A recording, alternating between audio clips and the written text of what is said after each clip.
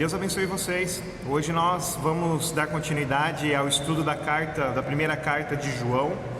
E hoje nós vamos ver o capítulo 4. O que diz o capítulo 4 da primeira carta de João? Vamos invocar a presença do nosso Deus primeiro? Vamos. Senhor Deus, amado Pai, é em nome de Pai, Filho e Espírito Santo que eu entro em oração e peço que o Senhor abençoe a cada um dos que estão assistindo, para que nós possamos estudar e aprender mais sobre a Tua Palavra, sobre o que o Senhor diz na Bíblia Sagrada, a Tua Palavra. Te agradecemos pela oportunidade que nós temos de aprender e de poder conhecer mais sobre a Tua vontade. Em nome de Jesus, amém. Vamos ler então o que dizem os versículos 1 a 6, o que diz o versículo 1 a 6 da primeira carta de João. Lembrando que nós estamos usando a Nova Almeida atualizada como tradução, para ficar mais fácil de entender o que João diz, ok? Vamos ler então, versículos 1 a 6.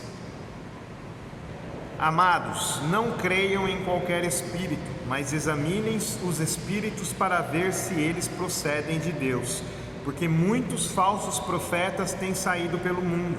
Vocês podem reconhecer o Espírito de Deus deste modo: todo espírito que confessa que Jesus Cristo veio em carne procede de Deus, mas todo espírito que não confessa Jesus não procede de Deus.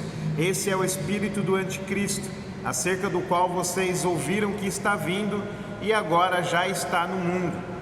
Filhinhos, vocês são de Deus e os venceram, porque aquele que está em vocês é maior do que aquele que está no mundo. Eles vêm do mundo, por isso o que falam procede do mundo, o mundo os ouve.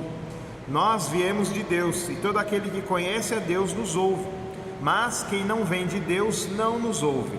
Desta forma reconhecemos o espírito da verdade e o espírito do erro. João fala em testar os espíritos, examinar se eles são de Deus.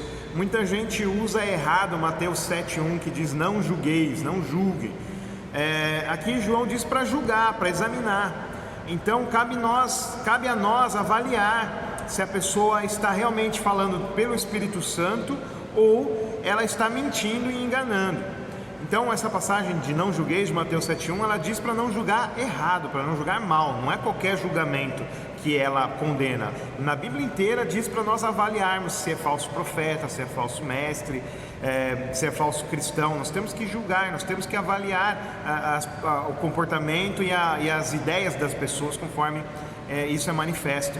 Então nós temos que julgar sim. Quando Jesus falou não julgueis e não sereis julgados, ele diz no sentido de que da maneira que nós julgamos, nós também seremos julgados.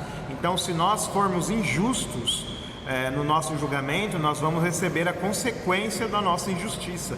Jesus está condenando o julgamento injusto, mas ele mesmo diz em João 7,24 para julgar segundo a verdade, não segundo a aparência, mas segundo a verdade. O próprio Jesus nos manda julgar. Então nós temos que julgar e avaliar sim, nós temos que avaliar se a doutrina que a pessoa prega é de Deus ou não. E como avaliamos isso? Através da palavra de Deus. Temos que ver se as pregações e as ações das pessoas são bíblicas, se elas vivem em arrependimento ou ficam arrumando desculpa para os seus pecados e não pregam corretamente a palavra de Deus. Nenhum pregador vai ser perfeito, todo pregador vai ter problemas de pecados, mas se ele não se arrepende dos seus pecados, vive justificando o seu pecado, então ele não está justificado como cristão, ele não é um cristão de verdade, porque ele defende o seu pecado. Nós temos que tomar muito cuidado com essas pessoas que defendem o seu pecado. João está preocupado com as seitas que estavam se proliferando naquela época. Uma dessas seitas dizia que Jesus era só um espírito, que a carne dele era só uma aparência, mas não era real, Jesus só veio em espírito. João então combate essa seita, dizendo que eles têm o espírito do anticristo. Assim também são as seitas hoje. Se elas negam alguma coisa de Jesus, algum atributo de Jesus, elas são espírito do anticristo. Então se elas dizem que Jesus antes de se humanizar era só um anjo, ou diz que Jesus não é Deus, elas transformam ou negam alguma coisa, algum atributo, alguma característica de Jesus, então elas são seitas e nós não podemos participar desse tipo de pregação. Nós temos que dizer não a esse tipo de pregação, porque isso não é verdade, isso é mentira e é o espírito do anticristo. Como já foi falado no estudo anterior, o anticristo já está no mundo. O anticristo não é uma pessoa que governará o mundo, mas é o espírito que toma conta dos falsos profetas, dos falsos cristãos. Pessoas que estão entre nós cristãos, mas tomando o lugar de Cristo, pregando aquilo que vai contra Cristo. Temos que tomar cuidado com essas pessoas, mas também podemos ficar tranquilos, mesmo que nós tenhamos que ficar atentos. Nós temos que ficar atentos, mas também nós podemos ter tranquilidade, porque maior é o que está em nós do que esses falsos espíritos do anticristo. Devemos tomar muito cuidado, mas não devemos ser medrosos em apontar os erros doutrinários dos falsos cristos, dos anticristos. E nós temos que falar, esses falsos mestres são anticristos. Nós temos que ter essa coragem. Mas Deus vai nos guardar, Deus vai nos abençoar com a salvação através da graça de Jesus Cristo. Vamos ler os versículos 7 a 11. O que dizem os versículos 7 a 11? Amados, amemo-nos uns aos outros, pois o amor procede de Deus. Aquele que ama é nascido de Deus e conhece a Deus. Quem não ama não conhece a Deus, porque Deus é amor. E foi assim que Deus manifestou o seu amor entre nós. Enviou o seu Filho unigênito ao mundo, para que pudéssemos viver por meio dele. Nisto consiste o amor, não em que tenhamos nós amado a Deus, mas em que Ele nos amou e enviou seu Filho como propiciação pelos nossos pecados. Amados, visto que Deus assim nos amou, nós também devemos amar-nos uns aos outros. É importante pontuar que a iniciativa da nossa salvação, da sua salvação, veio de Deus. Deus nos amou primeiro, não fomos nós que procuramos a Deus, nem sequer nós aceitamos a Deus, mas Deus veio até nós e nos amou, nos aceitou, enviou seu Filho para pagar pelos nossos pecados e nos salvar, tudo isso por amor. Deus nos salvou já na eternidade, em Cristo Ele planejou e executou a nossa salvação. Antes mesmo de nascermos, Cristo já nos amou, Cristo já falou, olha, essa pessoa é minha, e nos destinou à salvação. Por isso nós somos batizados desde criancinhas, desde a mais tenra idade, o quanto antes melhor, porque Cristo nos salvou antes mesmo de nós nascermos e nos entregou essa salvação pelos meios da graça, a palavra e os sacramentos, como o batismo. Pelo batismo nós recebemos a salvação. Jesus nos salvou e nós recebemos essa doce salvação através dos meios da graça, o batismo, a Santa Ceia e a pregação da palavra de Deus. E também quando nós recebemos o perdão de pecados na absolvição, quando o pastor absolve os nossos pecados, nós somos absolvidos e temos os nossos pecados realmente perdoados. E a abundância da salvação vem até nós, de várias formas, de várias frentes, pelos meios da graça. Assim como o Pai nos amou em Cristo e deu seu Filho por nós, assim também nós devemos manifestar o nosso amor pelo próximo. Nós não temos que ficar só de palavra, mas demonstrar com gestos e ações que beneficiem o próximo, para que ele saiba que ele é amado.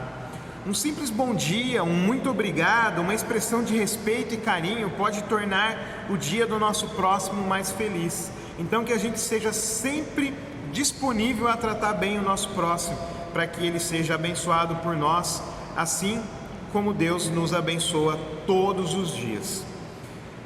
Quando você vai na padaria comprar um pãozinho, supermercado, um sorriso que você dá para a atendente, um bom dia, uma educação, um gesto de bondade com a pessoa.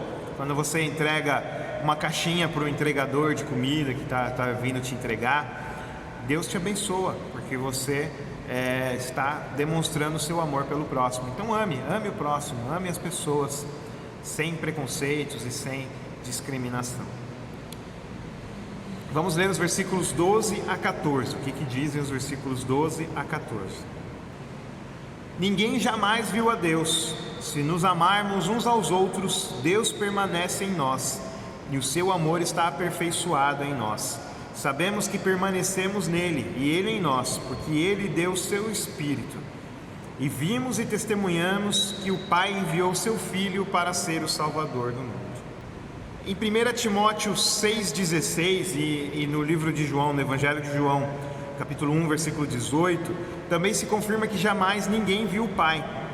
Então, como podemos entender as aparições de Deus no Antigo Testamento, quando ele vai conversar com Abraão, quando ele aparece para Moisés, quando ele aparece na fornalha ardente? Como nós entendemos isso? Isso já era Cristo aparecendo e mostrando seu amor para a humanidade. Já era Cristo vindo se relacionar com a humanidade. Essas aparições de Deus são Cristo, porque Cristo é Deus, é o Deus Filho. O Pai ninguém jamais viu, mas Cristo, ele apareceu antes dele vir à terra, nascer, ser morto e ser crucificado e ser ressuscitado por Deus. Ele já veio algumas vezes antes. Então, se relacionar com Cristo é se relacionar com o Pai e com o Espírito Santo. A Trindade toda se relaciona conosco em Cristo Jesus. Então, quando oramos, quando recebemos Jesus na Santa Ceia, quando nós recebemos Jesus através da palavra, a Trindade toda está se relacionando com a gente. O Espírito Santo está fazendo o seu trabalho, o Pai está fazendo o seu trabalho em Cristo por nós. Então, é Cristo o nosso mediador entre Deus e os homens. Mais uma vez, João coloca o Espírito Santo como a forma que sabemos que somos de Deus. Isso não significa um sentimento interior. Muita gente acha que sentir a presença de Deus é levantar a mão, fechar o olho e essas coisas, é sentimento, a emoção que está sentindo é a presença de Deus. A presença de Deus é pela fé, mesmo que você não sinta nada, mesmo que você esteja tranquilo, você esteja cansado, eu não estou com a emoção muito ligada hoje em dia. Você não precisa da emoção, é pela fé, você precisa crer. Você creu em Jesus Cristo, Deus está presente na sua vida. Essa é a presença de Deus. E Ele também está presente na palavra quando ela é pregada, Ele também está presente no batismo quando ele é administrado, e Ele também está presente na Santa Ceia. Você come o corpo e bebe o sangue de Jesus Cristo. Jesus Cristo está presente nos meios da graça. Então sua emoção é o de menos. Se você se sente bem, tudo bem, é ótimo se sentir bem na presença de Deus. Mas se você não se sente bem, Deus também está presente. Isso é o de menos, é o de menos. O importante é a fé, não a emoção. A fé é muito mais importante do que a emoção. A emoção vem e vai. Você pode estar se sentindo feliz ali na hora, mas depois você vai para casa, tem os mesmos problemas para enfrentar, e você pode ficar triste, pode ter uma briga, pode ter algum problema e você vai ficar triste. Significa que o Espírito Santo saiu, você está na carne, você está em pecado? Não, é a fé.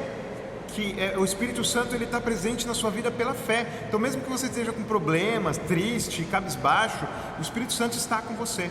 Então não seguir pelas emoções, seguir pela fé. A fé em Jesus Cristo te traz a presença de Jesus Cristo pelos meios da graça, pela palavra, sacramentos, e está presente sempre contigo. Jesus Cristo está sempre presente contigo, independente da sua emoção. Mesmo que você esteja irritado, mesmo que você esteja triste, qualquer emoção que você estiver, Jesus Cristo está contigo. A presença de Deus está com você. Ok? Vamos ler os versículos 15 a 17. Se alguém confessa publicamente que Jesus é o Filho de Deus, Deus permanece nele e ele em Deus. Assim conhecemos o amor que Deus tem por nós e confiamos nesse amor. Deus é amor. Todo aquele que permanece no amor permanece em Deus e Deus nele. Dessa forma, o amor está aperfeiçoado entre nós, para que no dia do juízo tenhamos confiança, porque neste mundo somos como ele. Hoje em dia existe um movimento muito grande na cultura brasileira e mundial de secularização, ou seja, as pessoas querem que as crenças religiosas sejam algo privado, sejam só do âmbito privado, e que não devemos colocar a religião na vida pública. Com isso, tudo que os cristãos defendem estão sendo atacados por liberais teologicamente, que apoiam coisas como aborto, sexo livre, sexo fora do casamento entre um homem e uma mulher e outros valores que nós discordamos. Apesar desse movimento hoje Também tem outros movimentos, uma resposta, não bem uma resposta, talvez o que causou o liberalismo teológico, que é o fundamentalismo teológico, que apoia valores antibíblicos como o racismo, tem sido contra os pobres e mais vulneráveis e etc. Então, nós não devemos ter medo nem dos liberais, nem dos fundamentalistas, né?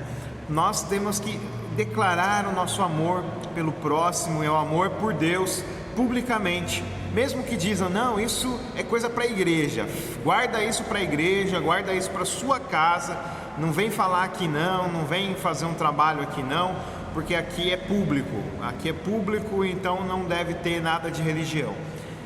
Ou as pessoas que falam, não, você não pode amar os pobres, não pode amar os negros, porque eles são vitimistas, porque eles estão sendo preguiçosos, estão abusando e tudo mais. Isso também é um discurso que tem afastado as pessoas de Deus e tem causado esse liberalismo e essa secularização. Secularização é você tirar Deus da vida pública e deixar isso só na vida privada. Então as pessoas, elas não gostam desses discursos de ódio que muitos cristãos fazem contra pobres, contra negros, contra homossexuais, contra mulheres e etc. E muitos cristãos infelizmente fazem esses discursos ruins de ódio. Então as pessoas acham que a religião é uma coisa ruim. Não, guarda a religião para você. Nós que temos o amor por Deus e por próximo, nós temos que declarar o nosso amor e defender o nosso amor por Deus e por próximo publicamente. Nós não devemos ter medo, na verdade, de pregar lei e evangelho. Nós temos que pregar lei e evangelho. A lei para condenar os pecados sociais, são os pecados sexuais, os pecados sociais, o racismo, o sexo livre, etc. E o evangelho para acolher os pecadores e proporcionar para eles o perdão de Deus, assim como nós também somos perdoados hoje em dia. João diz que Deus é amor. Então devemos viver uma vida de amor também. Devemos falar publicamente do perdão de Deus, o perdão de Deus para os pecadores, e assim eles possam escapar do juízo de Deus. Aqueles que são salvos pelo amor de Deus. Por isso temos garantia da nossa salvação, por causa do amor de Deus. Nós temos garantia, Deus nos ama. Eu sou batizado, eu sou salvo, eu não preciso ter medo. Deus me guarda, Deus me preserva porque Ele me ama. E nós podemos falar dessa salvação para as pessoas também, ok? Versículos 18 a 21. No amor não há medo, pelo contrário, o perfeito amor expulsa o medo, porque o medo supõe castigo. Aquele que tem medo não está aperfeiçoado no amor. Nós amamos porque Ele nos amou primeiro. Se alguém afirmar eu amo a Deus, mas odiar o seu irmão, é mentiroso, pois quem não ama o seu irmão, a quem vê, não pode amar a Deus, a quem não vê. Ele nos deu este mandamento: quem ama a Deus, ame também o seu irmão. O preconceito traz medo. As pessoas ficam com medo do próximo, muitas vezes por puro preconceito, sem que o próximo dê qualquer sinal que ele é perigoso para a pessoa. Mas muitas pessoas já tratam o mal, já julgando que serão prejudicadas pelo próximo. Temos aí o racismo, a homofobia, o machismo e diversos males sociais decorrentes desse medo. Nós devemos sim tomar cuidado com comportamentos suspeitos. Se a pessoa tem um comportamento suspeito, está olhando para a gente, está encarando, está seguindo a gente, alguma coisa assim, a gente toma cuidado. Não, peraí, deixa eu me abrigar aqui num lugar porque eu estou sendo seguido, está sendo complicado, a pessoa pode me assaltar. Ou então, se a pessoa já te trata mal, ela já se mostra arrogante, então você fala, não, eu vou tomar cuidado com essa pessoa, porque essa pessoa pode me prejudicar. Agora, só porque a pessoa é negra, só porque a pessoa é mulher, só porque a pessoa é homossexual, a gente vai tratar mal essa pessoa? Não, nós não temos que tratar mal essas pessoas. Aqui Deus fala para nós amarmos. Lembra que a gente tem duas instâncias de irmãos: os irmãos na criação e os irmãos na fé.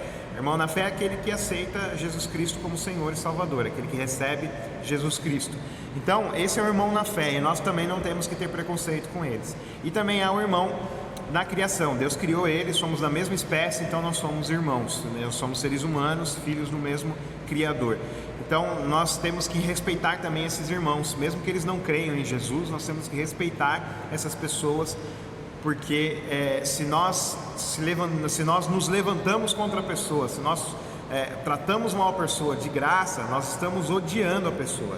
E por causa da cor da pele, por causa do gênero, do sexo, por causa do que for, a gente vai tratar mal a pessoa? Não, de jeito nenhum. A gente tem que tratar bem a pessoa, mesmo nós discordando do comportamento dela, das ideias dela. A gente fala: olha, eu não concordo com a sua ideia, eu não concordo com o seu comportamento, mas eu te amo em Cristo Jesus. Então nós temos que amar as pessoas, porque odiar, João equipara a assassinato.